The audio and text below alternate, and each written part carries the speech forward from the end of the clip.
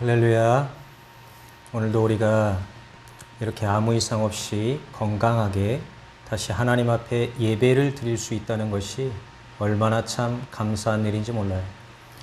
아무쪼록 오늘 이 시간에도 말씀 가운데 역사하시고 은혜 베풀기 원하시는 우리 하나님의 흡족하시고 풍성하신 은혜가 여러분들의 심령 가운데 함께하게 되시기만을 주님의 이름으로 간절히 축원합니다. 오늘은 여러분과 함께 구원과 복의 강림이라는 말씀을 가지고 은혜를 나누고자 합니다. 우리 한번 함께 따라해 봅니다. 구원과 복의 강림. 네, 인류의 태동과 더불어 그 역사와 명맥을 같이 해서 내려온 것이 있다면 아마 종교가 아닐까 싶어요. 우리나라만 보더라도 당군 신화를 비롯해서 애니미즘과 토테미즘, 그리고 샤머니즘과 불교와 같은 종교들이 우리나라의 역사와 함께 내려왔다는 사실에서 볼 때 인류의 역사는 늘 이렇게 종교가 그 역사와 함께 뿌리 깊게 자리매김해 내려왔다는 사실을 알 수가 있어요. 즉 이것은 어떻게 보면 우리 인류의 이런 종교를 통한 신앙으로의 회귀의 본능이라고도 볼 수가 있는 거예요. 그렇다면 인류는 왜 이런 종교라는 것에 의탁해서 살아오게 된 것일까요? 그것은 아마 오늘날도 마찬가지지만 아마 그것은 우리 인간의 어떤 영혼과 육신의 안녕과 안위와도 매우 깊은 관련이 있다고도 볼 수가 있어요. 즉 사람이 세상을 살다 보면 어때요? 우리의 힘으로는 도저히 어떻게 해결할 수 없는 그런 어떤 초자연적인 현상과 문제들, 즉 천재지변이라든지 전쟁이나 질병과 같은 어떤 여러 가지 상황에 놓여지게 되는데 그러한 상황들 가운데 우리는 우리의 육신뿐만이 아니라 우리의 정신적으로도 꽤 많은 위로와 안정을 요구받게 되어진다는 거예요. 그리고 우리는 그 가운데에서 또 어떤 초자연적이고 초월적인 어떤 힘과 존재를 갈망하고 인식하게 되는데 그것에 바로 우리가 우리의 몸과 마음을 의탁하게 되므로 우리는 바로 거기에 우리의 안위와 복을 기원하게 된다는 거예요. 즉 일례로 우리가 몇 가지 예를 들자면 어촌에 사는 사람들이 이제 배를 가지고 첫 출항을 나가기 전에 뭘 해요? 그렇죠. 자신들의 무사 안녕과 또 풍어를 기원하기 위해 큰 굿을 벌이잖아요. 그리고 또 세상에서 우리가 가게나 회사를 개업할 때는 어때요? 보사상을 차려놓고 거기에 자신들의 성공과 복을 기원하고 비는 것을 볼 수가 있어요. 또 농부들은 어때요? 한 해의 농사를 짓기 전에 자신들이 믿는 그 신들에게 손을 모아 빌며 자신들의 풍년을 기원하는 것을 볼 수가 있잖아요. 즉 이렇게 인류는 이런 종교라는 것을 통해 자신들의 영혼과 육신, 즉 자신들의 인생을 거기에 의탁함으로 이렇게 자신들의 어떤 마음과 육신의 안정과 더불어 기약이 없는 이 불안한 세대와 내세에 대한 구원과 복을 도모하며 살아오게 됐다는 거예요. 그리고 그것은 지금 우리와 같이 하나님을 믿는 기독교인들도 마찬가지라는 거예요. 자, 우리가 창세기 말씀에 보면 아브라함이 자기의 본토와 친척과 아버지의 집을 떠나 하나님이 말씀하신 그 땅으로 가는 것을 볼 수가 있어요. 자, 우리가 한번 생각을 해봅시다. 사람이 어떻게 자기가 수십 년 동안 그렇게 기방과 터를 닦고 살아온 그 터전을 단 한순간에 떠날 수가 있겠어요? 그것은 결코 쉬운 일이 아니에요. 더군다나 고대 이스라엘의 중동지대와 같은 지역은 환경적으로도 매우 거칠고 척박했기 때문에 사람이 다시 어딘가에 기방과 터를 잡고 살아간다는 것은 그렇게 쉬운 일이 아니었어요. 그리고 고대의 어느 한 집단에서의 분리라는 것은 자칫 또 다른 부족과 민족의 침략과 약탈의 표적이 될 수도 있었기 때문에 이건 매우 위험한 일이 아닐 수가 없었어요. 그러나 성경의 아브라함은 어땠어요? 그럼에도 불구하고 갈 바를 전혀 알지 못한 채 무작정 자기의 식솔들을 데리고 떠났다고 기록되어 있어요. 자, 그럼 우리 함께 구약성경 창세기 12장 1절에서 4절 말씀을 그럼 한번 찾아서 읽어보도록 하겠습니다. 구약성경 창세기 12장 1절에서 4절 말씀 다 찾으셨으면 한 목소리로 한번 읽어볼까요? 시작. 여호와께서 아브라함에게 이르시되 너는 너의 고향과 친척과 아버지의 집을 떠나 내가 내게 보여줄 땅으로 가라. 내가 너로 큰 민족을 이루고 내게 복을 주어 내 이름을 창대하게 하리니 너는 복이 될지라. 너를 축복하는 자에게는 내가 복을 내리고 너를 저주하는 자에게는 내가 저주하리니 땅의 모든 족속이 너로 말미암아 복을 얻을 것이라 하신지라. 이에 아브라함이 여호와의 말씀을 따라갔고 롯도 그와 함께 갔으며 아브라함이 하란을 떠날 때 75세였더라. 아멘. 자, 우리가 옛날에 보면 우리나라도 불과 몇 세대 전까지만 해도 많은 사람들이 다 다산이란 것을 매우 중요시 여기며 살아왔던 것을 볼 수가 있어요. 그렇죠? 왜 그래요? 그것은 바로 그것이 곧 우리의 힘과 세력과 부를 유지하고 확장시키는 데 기준과 척도가 됐었기 때문에 그래요. 그러나 지금 우리가 읽은 이 성경을 통해 알 수 있는 사실은 뭐예요? 그것은 바로 지금 이 아브라함에게는 자신에게 이런 기준과 척도가 되어줄 그런 자식이 단 한 명도 없었다라는 거예요. 자, 그렇다면 보세요. 그럼 이게 뭘 의미하는 걸까요?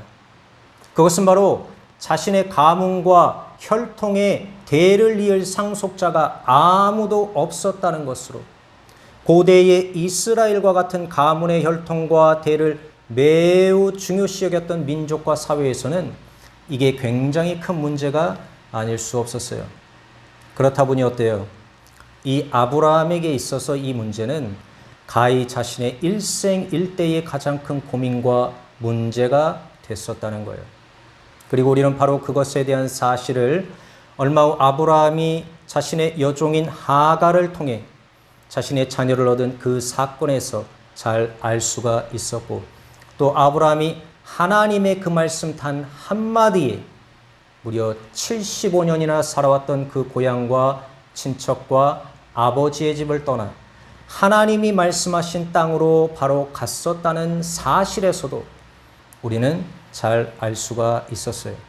즉 그만큼 고대 사회에서 이 자녀를 통해 대를 잇는다는 것은 그만큼 한 집단에 있어서 얼마나 크고 중요한 문제였는지를 우리는 이 사실을 통해 잘 알 수가 있다는 거예요.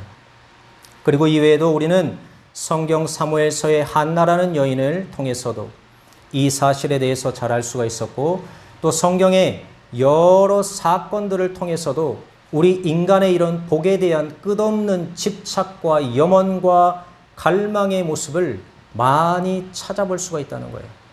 그리고 이외에도 우리가 지금 이 현세와 내세의 복을 받기 위해 많은 사람들이 수많은 우상과 미신들을 만들고 섬겨왔다는 사실에서도 우리는 인간의 이런 복에 대한 끝없는 염원과 갈망의 모습을 찾아볼 수가 있다는 거예요. 자, 그렇다면 사람들은 왜 그렇게 이 복에 대해 자꾸만 집착하고 매달리는 것일까요? 혹시 성경에 야곱의 야복강가의 씨름에 대해서 잘 알고 계세요? 자, 거기에 보면 이제 그가 자신의 아내들과 자녀들을 먼저 강을 건너 가게 하고 자신은 이제 홀로 남아 야복강가에 있을 때 성경에 뭐라고 했어요? 성경에 보면 그가 어떤 낯선 사람과 함께 날이 새도록 씨름을 했다라고 했어요. 자, 그리고 그 씨름이 얼마나 치열했던지 그 사람이 야곱을 이기지 못함을 보고 그만 그가 야곱의 허벅지 관절을 쳐서 위골시키기까지 했다라고 했어요. 자, 그럼 이 야곱은 대체 왜 그렇게까지 치열하게 씨름을 해야만 했던 것일까요? 자, 우리 함께 그럼 성경 창세기 32장 26절에서 29절 말씀을 한번 찾아 읽어보도록 하겠습니다. 창세기 32장 26절에서 29절 말씀. 다 찾으셨으면 한 목소리로 한번 읽어볼까요? 시작. 그가 이르되 날이 세려하니 나로 가게 하라. 야곱이 이르되 당신이 내게 축복하지 아니하면 가게 하지 아니하겠나이다. 그 사람이 그에게 이르되 내 이름이 무엇이냐? 그가 이르되 야곱이니이다. 그가 이르되 내 이름을 다시는 야곱이라 부를 것이 아니요 이스라엘이라 부를 것이니 이는 내가 하나님과 및 사람들과 겨루어 이겼음이라. 야곱이 청하여 이르되 당신의 이름을 알려주소서. 그 사람이 이르되 어찌하여 내 이름을 묻느냐 하고 거기서 야곱에게 축복한지라. 아멘. 자, 그렇다면 여기서 야곱은 왜 그렇게까지 치열하게 씨름을 했다라고 했어요? 그렇죠. 그것은 바로 야곱이 그 사람에게 축복을 받기 위해서였다라고 했어요. 자, 그럼 이 야곱은 대체 왜 그렇게까지 간절히 축복을 받기를 원했을까요? 그것은 바로 야곱의 인생이 그만큼 자기가 보기에 매우 힘들고 고단하고 괴롭고 순탄하지 못했기 때문에 그래요. 자, 성경을 한번 보세요. 성경에 뭐라고 나와 있어요? 성경에 보면 야곱이 처음에 자기를 죽이려 했던 그 에서의 낯을 피해 외삼촌 라반의 집으로 도망을 갔다고 했어요. 그리고 야곱은 그 도망간 외삼촌의 집에서조차도 잠 한숨 제대로 자보지 못하고 외삼촌 라반의 가축을 무려 20년 동안이나 지켰다라고 했어요. 그리고 이제 꿈에 하나님의 지시하심을 받아 고향 땅으로 돌아가려고 했을 때에도 야곱은 그 누구에게서도 축복 하나 받지 못한 채 도리어 도둑으로 몰려 야반 도주까지 했다라고 했어요. 그리고 이제 영 에서를 만나러 가는데 어때요? 그를 만나게 되면 이제 자기가 지금껏 쌓아왔던 그 모든 소유와 가족을 단 한순간에 잃어버릴 수도 있었기 때문에 이것만 봐도 우리는 이 야곱의 인생이 얼마나 괴롭고 힘들고 고단했었는지를 잘 알 수가 있다는 거예요. 자, 그럼 혹시 배수의 진이라는 말 들어보신 적 있으세요? 자, 이게 무슨 말이에요? 이것은 바로 누구든지 궁지에 몰리게 되면 죽기 살기로 싸우게 된다는 말로, 이 말이야말로 지금 생사의 기로 앞에 서 있는 이 야곱이 천사와 그렇게 극렬히 사투를 벌이면서까지 처절히 복을 받기 원했던 그 야곱의 상황을 아주 적나라하게 보여주고 있는 표현이 아닌가 싶어요. 자, 그렇다면 여기서 우리에게 지금 이 상황이 말해주고자 하는 것은 무엇일까요? 그것은 바로 세상에 아무리 튼튼하고 강인한 생명력을 지닌 나무와 식물이라 할지라도 햇빛과 비를 제대로 맞지 못하면 말라 죽어버린다는 것과, 또 제 아무리 강한 동물과 짐승이라 할지라도 먹이와 자연의 섭리가 없으면 굶어 죽어버린다는 것과, 또 제 아무리 강하고 힘이 세고 잘난 인간이라 할지라도 하나님이 주시는 은혜, 곧 그 구원과 축복의 은혜를 받지 못하면 결국엔 죽을 수밖에 없다는 사실을 여기서 우리에게 잘 말해주고 있다는 거예요. 자, 그럼 여러분들은 어때요? 우리 한번 그럼 성경 디모데전서 5장 6절 말씀을 그럼 한번 찾아서 읽어보도록 하겠습니다. 디모데전서 5장 6절 말씀. 다 찾으셨으면 한 목소리로 한번 읽어볼까요? 시작. 향락을 좋아하는 자는 살았으나 죽었느니라. 아멘. 자, 보세요. 성경에 지금 이 아브라함은 하나님을 만나기 전까지, 즉 자그마치 그 75년이라는 세월을 어떻게 보면 아브라함 자신에게 있어서는 살았으나 하나님 앞에서는 죽은 것으로, 하나님 앞에서는 결국 그의 인생이 아무런 의미와 가치가 없었다라는 거예요. 왜냐하면 그는 하나님을 만나기 전까지는 바로 그가 하나님의 말씀과 진리 가운데 살지 못하고 도리어 자신의 죄 가운데 살며 죄로 말미암은 인생을 살았기 때문에 그래요. 또 야곱이 하나님 앞에 축복을 받기 전까지는 어때요?